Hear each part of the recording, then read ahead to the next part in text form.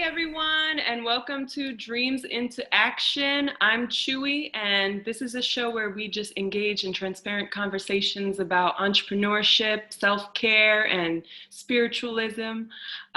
Today, I have a really special guest, Miss Sita Lewis, aka Mama Sita. And before her now position as a CEO of a really beautiful self-care beauty line, she was a TV producer. And she produced nationally award-winning shows for cable and network television. Sita produced everything from live talk shows, including BET's Teen Summit, BET News, Heart and Soul. You name it, she's done it. She's also worked on America's Got Talent and Love and Hip Hop. So she has a lot under her belt there. And then she was also an educator. And as I understand it, Sita, that's where you got your inspiration to start this business, Mama Sita. Is that correct? Yes, it is. Yes, it is. I've always been, I guess you can say, a product snob or junkie when it comes to beauty products. And I've literally made products for many, many years before Miracle Buttercream came out.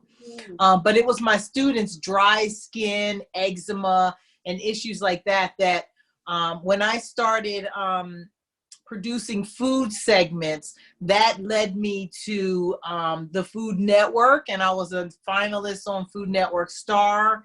And then I started teaching culinary with that food background in Harlem at Harlem Children's Zone. And so one week I told my students, this week we're not going to do a recipe segment. We're going to actually do a recipe, but it's going to be for a skincare product. And I wanted to teach them how they can make their own products and products that actually work on their skin. And the way that I process the product and the actual ingredients that I use for that recipe literally cleared up their eczema completely. Like, my students were astonished. The school was astonished. Everybody's like, Sita, you should come out with this. And I just thought that was nonsense. Like, I'm in the TV business. I'm in the music business. I'm trying to have my own cooking show. Like, no way. I don't know anything about retail, beauty, the beauty space. All I knew is that I had something that everyone was asking for. There was a product that, whether you were in your 70s, whether you were in your 20s, whether you were a teenager, whether you were a baby, whether you were, it doesn't matter. Everybody wanted this product. And it got to the point where I couldn't keep giving this away because it was costing me crazy money making it at home on the side and giving it away. And I finally decided to release it as a product. And honestly, it's a journey that I'm kind of learning as I go. Like I said, I didn't have a retail experience. And so I started a business at 50 years old. And the business is almost 54. So therefore, I am almost 54. And sometimes I ask myself, why did you do this? Yeah, but I bet it keeps you on your feet. And I mean, you can't even think about your age or think about getting tired. You just have business to run at this point. Exactly. And you know what? I feel very grateful to be able to fully run the business and control my own destiny. And, that's what we're going to talk about, the entrepreneurship part of Miracle Buttercream. And, just being your own boss, setting your own hours, even though it's every hour, every day, around the clock, including weekends. And it just feels different to work for yourself when you're putting in that kind of time. Yeah. Because I used to put that kind of time in for Telepictures and for NBC and Bravo and BET and all these different networks. Right. But now I'm putting that time in and it's building something for me. I'm not building someone else's empire. Yeah. And I'm just taking home a check, Yeah. And do you set boundaries for yourself? Like, okay, I did too many hours today, or after 10 o'clock, I'm not gonna look at my email, or how do you control being so So eager about your business? it's funny you mentioned that. It's something that I am actually trying to implement now. Setting boundaries, not saying yes to everything that comes along. You really have to work smart, and so that you're utilizing your time well. And then you have to learn how to delegate, because now that I have a full-time employee that works with me, I can say, okay, I need you to do X, Y, and Z, because I'm the person that produces the product, puts the product into the packaging, ships the product, has customer service. So it's not like a product where I just found a product and said, oh, I'm going to start selling this. Yeah. I actually have to make this first. So it takes all that. And then there's another side of the business that's a whole business by itself, which is getting it to a consumer, and then communicating with that consumer to make sure that they have what they ordered, that everything is correct, that it has a certain level of excellence in the presentation. And so I have to really learn how to balance. That's something like I said, I'm a work in progress. Yeah. So right now, moving forward, because now I have people who want to invest in the company. And when you get to the point where people want to put their hard-earned money into your business, you have to have everything laid out so that they can see what they're putting their money into. You can't, be scatterbrained and be all over the place and be like, oh my God, I said yes to this, or I'm doing this, or today I'm doing that, or everything has to be planned out. And so you have to have a business plan, and then you have to see that you're executing the plan, and you have to have a marketing plan and a promotions plan. So when you first get started, you don't feel all those elements. You're just, let me get my name registered, and let me get my LLC, and let me get, all the elements that I think go into making the product, and let me order this and try that. But when it starts to grow because of word of mouth, it's almost like it's out of your control. You keep up with it or it's gonna die. Yeah. And a lot of businesses expand before they're even ready, which is to their detriment. They'll take contracts from Walmart or big contracts and then realize, oh my God. And they can't fulfill that. Right. They can't, because it's humanly impossible. So what I've chosen to do is, so many people come to me with so many ideas and so many different things, suggestions, and it could be very qualified people who are with distribution companies, because I have a wide variety of my network, from, not just people in the television industry, but people in the marketing industry, people in the distribution industry. So you have to really know, there was a point that I was trying to make, how to have everything, shoot, I just lost my point. That is so crazy. It's because, how to take their ideas, okay, and say, you know what, thank you for that idea. Now you have to bank that idea, because you can't just feel like you could do everything at the same time. Yeah. So I want to let people know that I'm growing at a pace that I'm capable of delivering. Okay. Yeah.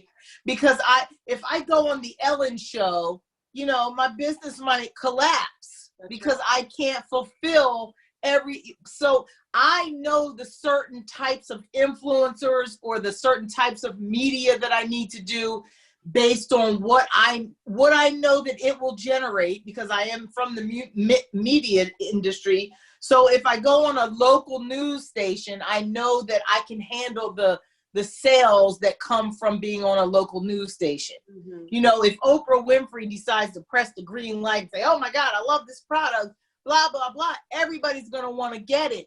I'm not going to be able to deliver it. So you can't take everybody's advice when they give it to you. You have to just basically welcome the advice, say thank you, write it down, and then bank it maybe for a later time, and then really build the foundation of your business, like where you source your materials from. Make sure that you have a backup plan if you can't get materials from here.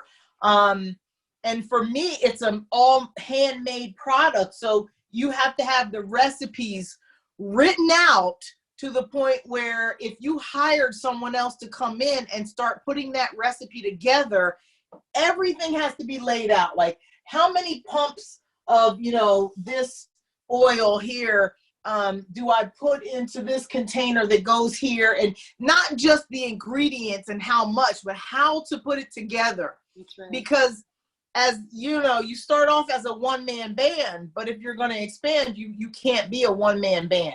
So you really have to say no to certain things that are out of your reach, And as a CEO, what were you looking for in your first employee? What responsibilities were you ready to delegate? So I was ready to be able to believe it or not, take my hand out of the production part, because I knew that I cannot build a business with a hairnet on and a bodysuit on and making butter all day. I have to take on some CEO responsibilities. So I needed to train someone to basically be me, to the best of my ability. To be perfectly honest, you're never going to find a you, but sure, you're gonna be able to find people who can do what you do. And it took me having an intern first. My employee that I have now was an intern first, and I, really worked with him for months. And then I started allowing him to watch me make the product. And then I started to teach him how to watch the product. And then I sat back and watched him make the product. So it was like, it was a phase. Phase one, just, label and do little stuff. Phase two, now I want you to watch me do what I do. Phase three, now I'm going to teach you. Phase four, and now I'm going to watch you do it. Now that I've taught you everything I can teach you.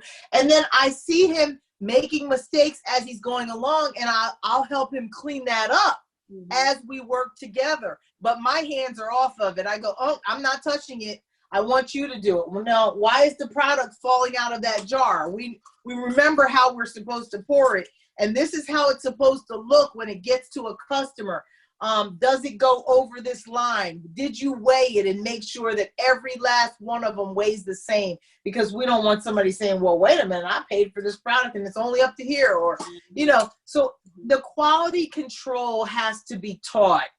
And then once I had that down, then I can go to my office and know that he's here in this lab actually doing what I taught him to do. But it took a year. It took a full year. And it's not like it's because he's slow. He's a very intelligent person. Right. But, like an old teacher used to say, it's only easy when you know. Yes. So when you've learned the system of how to pour the product or how to pump the product or how to mix the product, we have this big, gigantic cold press mixing machine back here. Can't really see it that good because it's blocked by those drawers. But it takes a little time just to learn how to use that machine, and so every step is a process. Now I'm looking for a shipping person. So if you know anybody in the New York area that's looking for a job, right now I need someone. If you need a job, you know where to go. That's so in tune with fine details. Because if you get an invoice, right, from a customer, and then you fill the invoice, it has to be exactly what they asked for. Now, if their invoice is unclear, now I need a customer and say, okay, on your invoice, you put Lavender Baby as what you wanted for your oil in the drop-down menu, but in the notes you put you want Honey Ginger. Like, which is it? So those because if not, you're gonna send Honey Ginger, and they're gonna say. So imagine if we're fulfilling, and that is about all we can handle with just the two of us. So I'm trying to get a third person on board so that when we get to that place where we're doing more than 600 orders, now we have a person that's strictly there. This is the person that's boxing the orders, and this is the person that's creating the product. And then I can continue to work on the business plan, the presentation decks for investors, for reaching out to distribution companies, for talking to my digital marketing team, which I finally have now. They're in their third month of marketing, and I'm sure people are seeing all these new ads with Miracle Buttercream. Yeah. I'm not producing that. They're putting it out, and they've kind of taken over my Miracle Buttercream Instagram page. Wow. So even with that, it took a lot of confidence knowing that, you know, you're going to give somebody access to talking to your people that have been following you. So I get real nervous about that because my level of excellence is beyond what anything that you can ever imagine. So I always hope that whoever I put in place, they will have that same level of work ethic and excellence that I have. But, you know, to be honest, no one will ever really have that for your business like you do. Of course. It's your baby. You know? How many hours a week, how many hours a day do you work on your business? Well, let's see. Last night I went to bed at 3:30 in the morning. And I had a Zoom meeting at 11 a.m. So I would say I can count. It's easier to count the hours that I actually sleep than to count the hours that I work. Because I laid down and I was like, okay, Lord, just help me be asleep by 4 a.m. so that I can get up by 9. So, you know, I would say I work at least 12 to 13 full hours a day. Wow. And when Noah is off on the weekends, because I can't make him work like I work. Of course. You know, I wish he would, but it's not going to happen. Nobody's going to want to put the work in like you do. So when he gets off on Friday at 7 p.m., I'm going to still be working probably until midnight on Friday. And then I'm going to work on Saturday, and I'm going to work on Sunday, and I'm going to get up on Monday just like the weekend never happened. And that's just how it is. But I really am trying to learn how to balance eating right, staying healthy, because I'm trying to tell people to take care of their skin, but I have to take care of the inside of me so that I can deliver good quality skincare products to people. Because it doesn't exist without you. Yeah. And you know, you want to create because an investor is going to say, if I invest $1 million into Miracle Buttercream, right?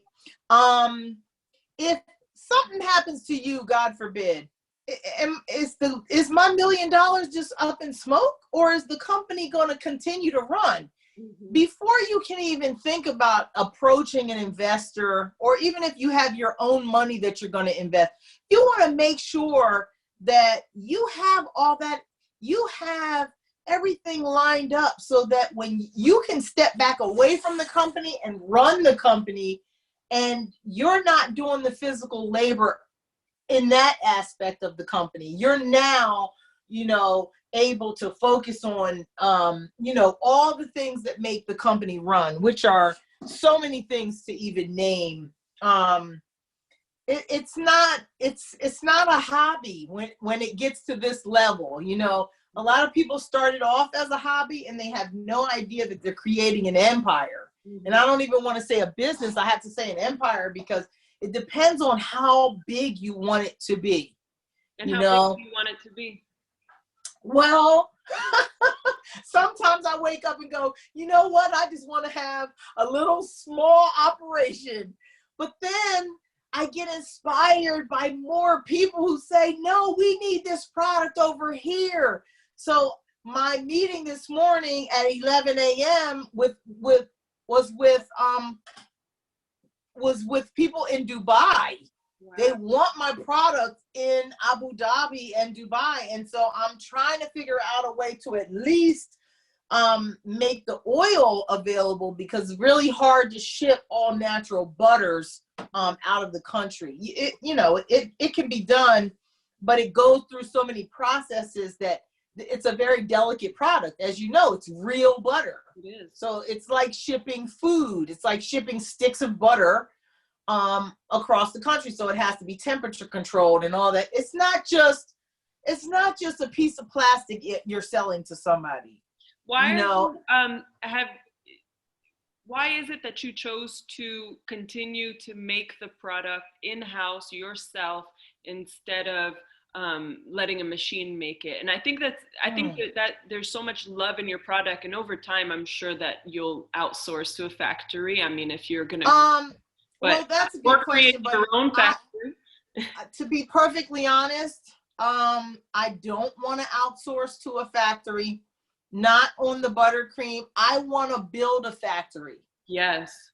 And I want the type of machines that I know that we can trust, and we don't have to put chemicals in the machines. So the reason why products are able to be mass produced all over the world is because they have to put chemicals in them to protect them when they go inside of machines. I want to keep producing my product in machines that are made for producing food. And so my product is like, literally, it's not almost edible. So it has to be produced in an environment where no chemicals are added to it. There's really no preservative in my product except for the product itself. So the product will keep itself for at least 2 years, a shelf life of at least 2 years. I put 1 year on the packaging just because you don't know what they'll hold on to something for 5 years and break it back out and be like, why doesn't this work? It's like, it's 5 years old. But you know what, to be perfectly honest, my product would still have some benefits even at 5 years old. It would still moisturize. I don't know how many vitamins and nutrients would be in there, but it would still moisturize. But the key is to not compromise the integrity of the ingredients. I do not want to put chemicals in the product. Now, if it gets to the point where I'm 70 years old and I'm like, I can't run this company anymore, and I don't have children, so I don't have kids that are taking over my business that I know of. I don't have any stepkids either. Oh God, I'm thinking maybe I'll marry someone that has kids and their children can help do this. Maybe you never know. You might adopt a whole little fleet just so they can run the butter business. But at the end of the day, I want Miracle Buttercream to go on, so I would have to sell the business. You know what I mean? And so I would hope that they would continue to maintain the integrity. And the reason why we can't find those types of products is because honestly, it is too costly to produce and ship and put on like trucks to deliver. So it's a costly product to get it from me. And people always say, oh, well, this is really expensive. Well, you get what you pay for. This is pure, unadulterated, natural butter. There's no fillers in this product. So the only thing that will happen is if you get water into the product by any chance, that is the only thing that can cause bacteria to grow in an all-natural product. So you know how you'll have a bottle of olive oil on your counter in the kitchen, right? And you can, a year later, if you didn't use that olive oil, you can keep using it and it's going to keep working just like that. Because there's no water in it. There's nothing to grow mold in it or anything like that. So you have a safe product. And my product is exactly like a natural butter or natural oil that you would use in your kitchen. If you get water in it, then you jeopardize bacteria growing in the product. But I always, tell people how to maintain the product. Most of the time, people are going to use up their product way before the expiration date, especially if they paid really good money for the product. So, so really it's about me trying to develop how to go from this small lab that I have, and I have a shipping room because we can't ship the product and make the product in the same space. Okay. We used to when we were very small, but now we'll do 50 orders at a time, and there will be dust from the boxes and from the stuffing and from the tissue paper. You'd be surprised at how many particles from paper just escape into the air. Yeah. So I'm like, that's another thing. I'm like a germ phobe. So everything has to be super clean. I'm not even allowed in the lab with my hair out. Right here in this drawer down below, you know, this is what we wear every day, all day. I tell Noah, if I come down here to sign a document, and I don't have my hairnet on, you tell me to get it on. Yeah. And I usually don't have, plain clothes, but I have to run somewhere after this interview. But I would normally be wearing scrubs, gloves, hairnet, and hair covering. He has a beard, so he has to wear the beard covering. Mm-hmm. Imagine if you opened up your product and you found like a piece of lint or a piece of hair, it would freak you out, And so I said, I'm not gonna allow that to happen. The same way I used to feel about producing TV shows and my name was on the credits. Mm-hmm. Well, guess what? My name is on the credits right here. It says Mama Sita's Miracle Buttercream. Okay. Yep. Yeah. So I take responsibility. They're not going to say, "Oh, we found a piece of Noah's hair in our buttercream." And I love that you are accountable, because a lot of these big companies, they'll have some terrible things happen, like Johnson & Johnson, to their lotions, and no one's accountable. No one knows who did it, what happened. So that's why buying small is so much better, because you really have somebody on the other side saying, hey, I'm accountable. If anything goes wrong, or if you're not happy, or if you want to know the list of ingredients, here it is. I know because I made it myself. So. Yeah, and I put the ingredients. People say, why do you tell your ingredients? First of all, you have to tell people what's in a product. That's the law. Yeah. Okay. What if somebody was allergic to one ingredient and they had absolutely no idea? To be perfectly honest, there's some big name people out there putting products out now, and I'll go to their website just to be curious and say, oh, what do they put in this? And they don't even show you. Really? And I go, what is that about? That's crazy. And I have insurance. God forbid something happens to somebody because of my product. I have $2 million worth of insurance. Hopefully I never have to use it on, it's liability insurance. But these are all the types of things that you have to think about. And so I would rather grow small, because honestly, 500 to 600 orders a month brings in a lot of money. That's huge. That's enough to last me. If I did that monthly for the rest of my life, I would not have to work. That's right. But the reason why I want to expand it is because this person tells this person about it, and this person tells this person about it, and it's going to keep growing. It's going to continue to grow. Somebody's going to see this video right here, and they're going to hear about my products, and they're going to say, oh my God, I got to check this out for myself. Right. And then now I have a new customer. Once people try these products, they stick with them forever. My customers that I have today are pretty much the same customers that I've maintained from day one. Mm-hmm. I mean, and I started in 2017, March of 2017. I had to quit my job by July because it had grown, so many orders. And then fast forward to today, I have probably about 4,000 customers, but at least, I would say at least, every customer is not going to purchase every month. That's right. But every month I have at least 500 to 600 customers. Mm-hmm. So I have a consumable good. That's another thing about being an entrepreneur. If you have something that somebody buys from you one time, like, this this container right here is like, oh yeah, I need this container. I love this container, but I'm not going to buy another one every month. That's right.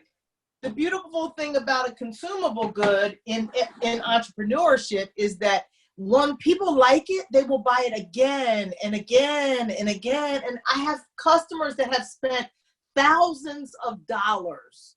So imagine you have a customer that has given you thousands of dollars of their hard-earned money. The best you can do is give them the best you got. That's right. And that's me all day.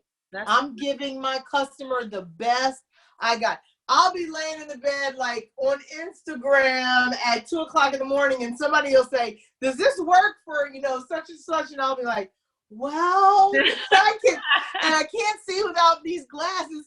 So I'll be feeling around on the dresser because I know if I answer now, I'll just get that off my table. You know what I mean? And I won't have to put it on my list of things to do tomorrow. But no matter what, I'm going to answer every customer. Yeah. It doesn't matter. It's just a matter of when, and I'd rather do it sooner than later. It really crushed my heart when the postal system shut down the second week in December. Mm-hmm. Customers that ordered December 1st to December 11th, I think, their package got caught up in the matrix. And I was almost crying every night. I had like 150 emails a day saying, where's my product? Where's my product? It's Christmas. And I immediately had to pivot and switch on December 15th to UPS, a different postal service, which was more costly for me. But I said, there's no way that I can risk, So, you do have to have some liquid cash to start a business. Yeah. I actually started the business. You can easily start a business, I would say, with a couple $1,000s. But as your business starts to grow, if you're not able to buy things in bulk, you're going to be constantly spending more. So it got to the point where I designed these jars with a company overseas, specifically because I needed a certain type of acrylic jar that could hold product, that could seal it, that could be airtight, that if it gets hot and it melts to a liquid, it still can't escape out of the jar. And what am I going to buy? 200 of them? No, the requirement is 5,000 to 7,000 at a time. And that's only in one size. Wow. So you got to really know that you're going to have some customers if you're about to order 3 different sizes, 5,000 a piece. Wow. And then you have to have the money to, I'm sorry. Okay. Hello? Yeah. I put my phone on do not disturb, and people are still getting through some kind of way. So you have to have that money to put into that. So I basically took out of my personal savings account and put several $1,000s into my business account. And when I'm able to pay myself back, I'll do that. But I would have to buy like $12,000 worth of jars at one time. And that's just the jars, But it didn't start off like that in the beginning. The beginning, I would just go to a little jar shop online that I could find, and I would be paying like $2 or $3 for the jar, wow. And you could buy them for 100 of them at a time. And so then when you sell it, then you take that money and you either save it or you put it back into the business. But you have to be able to generate to be able to buy in bulk later on down the road. Mm-hmm. Because I'm not buying 5 pounds of shea butter. At one time, I may call them and say, I need 300 pounds of shea butter. I need 600 pounds of mango butter. I need 400 pounds of cocoa butter. And then you have to have a place to store it all. And it has to be temperature controlled. So I have a cooling room in the back of this space where it's just it's cold in there. Uh-huh. And so that the ingredients and the product can stay in there all year round. And did you have to build that? Yeah, I had to have a contractor. Come in and design the whole place. But luckily, the way the place was made, that it was already like a really cold space, And so that's all we did was we didn't put insulation in it. We just kept it like bare and just like, you know, treated the walls or whatever. But I didn't, you know, I didn't have to do anything too special. Just kind of like designate that room for anything product related. So you can't keep your ingredients like outdoors in an outdoor storage unit, because it's like food. Like I said, like, would you put your milk and butter in a storage unit, you know, and then, you know, you use it whenever you go back to it? So everything has to be planned out, thought through. And then the money will come. Believe me, the money will start to come, because I used to get excited over selling 10 jars in a week. Okay, that was back in 2017, and then it became 20, and then it was 30, and then it was 40, and now in a week I'm doing I guess like 150, 125 jars in a week, but that's all I can really,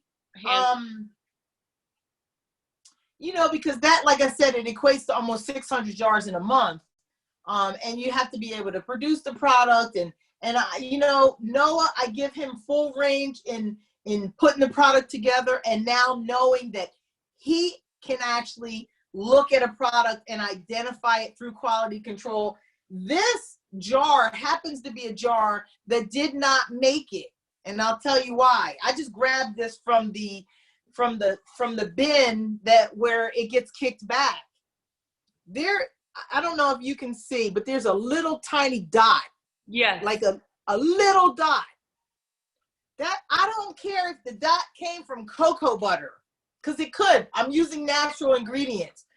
But the fact that there's a dot right there, this is not getting sold.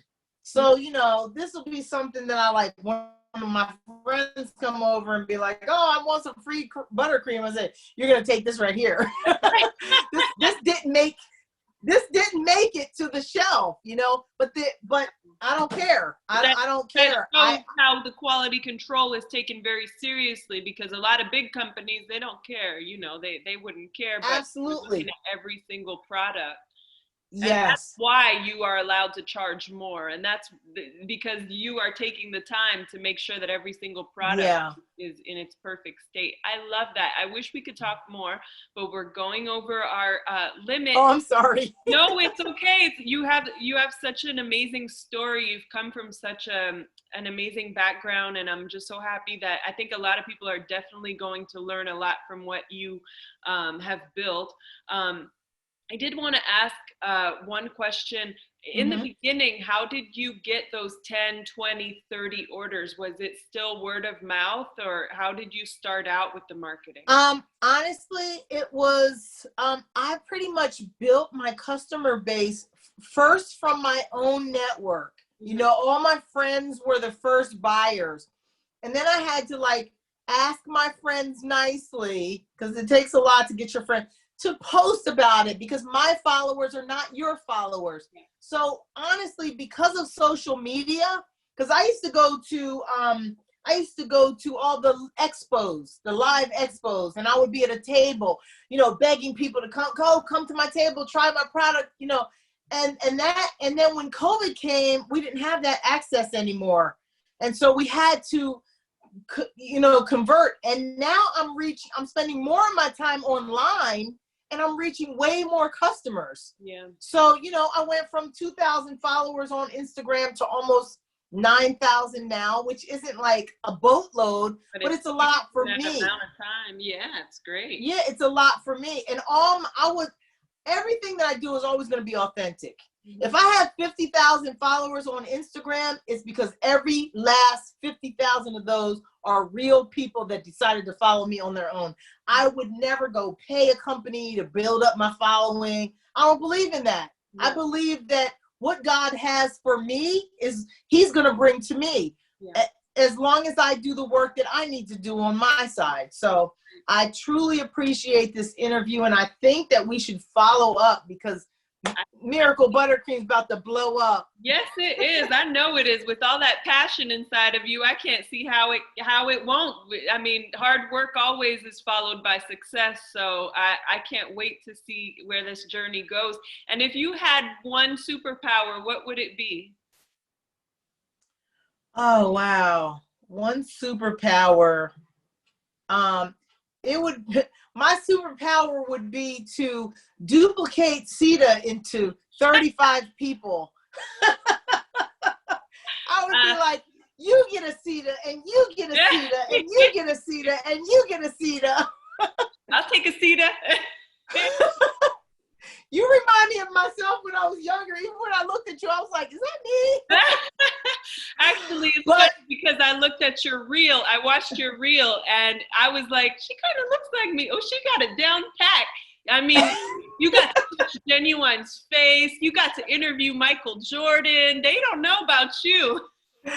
Right. And I'm thinking about the interview I did with Chris Tucker. I was like, I was your size. My hair was all much thicker and bigger and curly like yours. And I was like, oh, she reminds me of me when I was younger.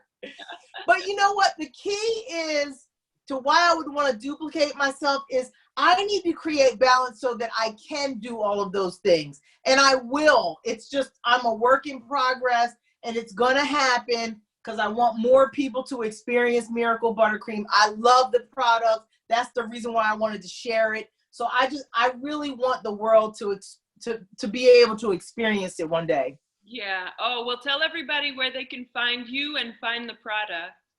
They can find me on Instagram at Miracle Buttercream. Very simple, at Miracle Buttercream. And the online store is miraclebuttercream.com. Very simple, Miracle Buttercream. Yeah. Mamacitas. I honestly will be reordering. I mean, for my hair, my boyfriend loves the smell, by the way. He's just, every time I put it on, he's like, ooh, you put that cream on again. Like, yeah, baby. Well, I have some new scents coming out. This is an exclusive. I have a pear scent coming out that is so nice. I'm wearing it today, and I've given it to a few people to test out. So I'm going to send you a jar. I'm going to send you a jar so you can test. You can be one of the first to test out the pear scent. Okay. And then that way you can tell me what you think, and then you'll at least have a little exclusive Miracle Buttercream that nobody else has yet. I'm excited. Thank you so much. I'm really excited, and I like I said, I can't wait to see your journey. I really believe in you and your product, and now that I've spoken to you, I'm even more enthusiastic about it. So I can't wait to share it with everyone, and I think everyone will love you so much. Thank you, Chewii. I appreciate you so much. Of course, and thank you for coming on today. I appreciate that. Okay. All right. Have a great weekend. You too. You have a beautiful weekend. Okay, bye-bye.